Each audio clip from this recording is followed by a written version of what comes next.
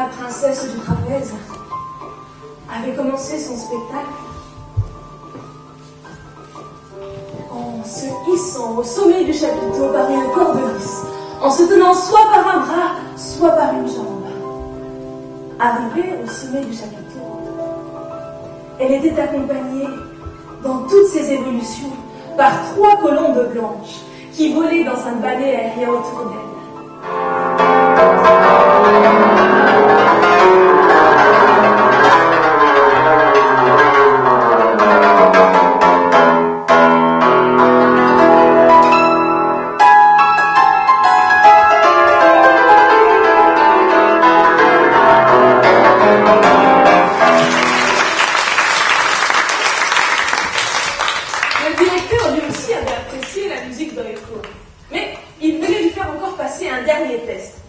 Maintenant, il en était sûr.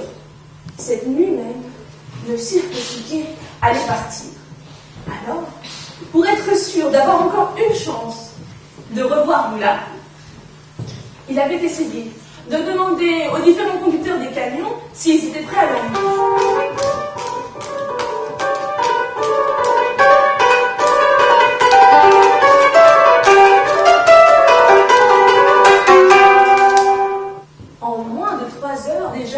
Le chapiteau était remonté et tout le village du cirque reconstitué. On retrouvait dans le même ordre les voitures piscines. À côté, il y avait les voitures qui servent de restaurants, de magasins, les salles de répétition. Et puis, les voitures des artistes, bien sûr, les caravanes. Ce qui fait qu'ils ouvrent la porte de chez eux.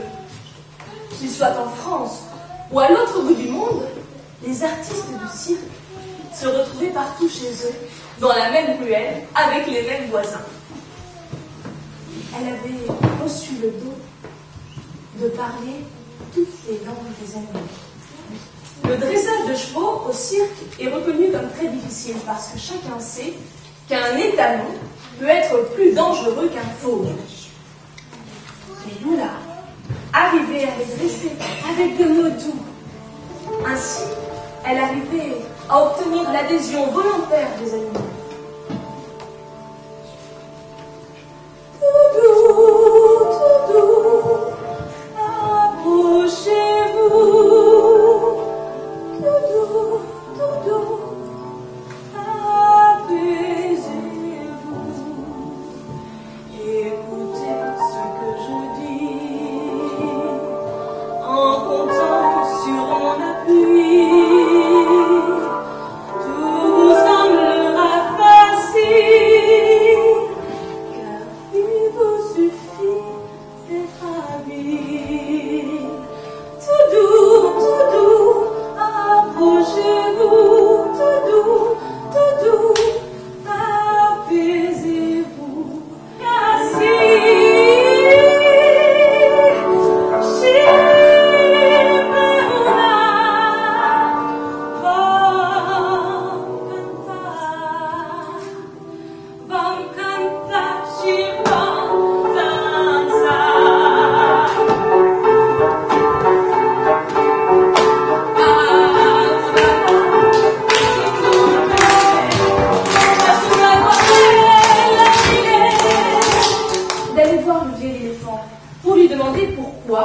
Le tigre du Bengale ne lui parlait jamais. C'était le seul animal qui ne lui ait jamais adressé la parole, ni même un regard.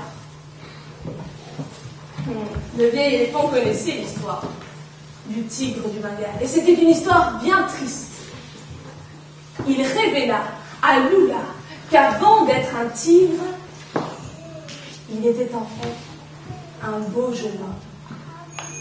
Elle avait prononcé une incantation qui avait transformé le jeune homme en tigre du Bengale pour qu'il ne puisse plus jamais jouer de musique. Cette fois-là, elle l'avait obligé à le regarder. Lorsque le regard s'était croisé, il n'avait plus pu mentir. Alors je lui avais raconté la bagarre avec le voleur, sa chute du train, ses blessures qui avaient mis du temps à guérir. Ses voyages sur les bateaux pour essayer de la rejoindre. N'ayant rien trouvé de concluant, elle décida de demander dans la nature les animaux les plus avisés en ce qui concerne la magie. Par chance, un petit groupe d'une tribu voisine passait par là. Ils revenaient de la chasse. Et lorsqu'ils l'ont trouvée, ils ont décidé de la prendre avec eux et de la ramener au village et de la confier à leur guérisseur. Là, on l'a soignée. On lui a mis de la pâte de tubercule sur toutes ses blessures. On lui a donné de grandes calebasses à boire, bien à manger.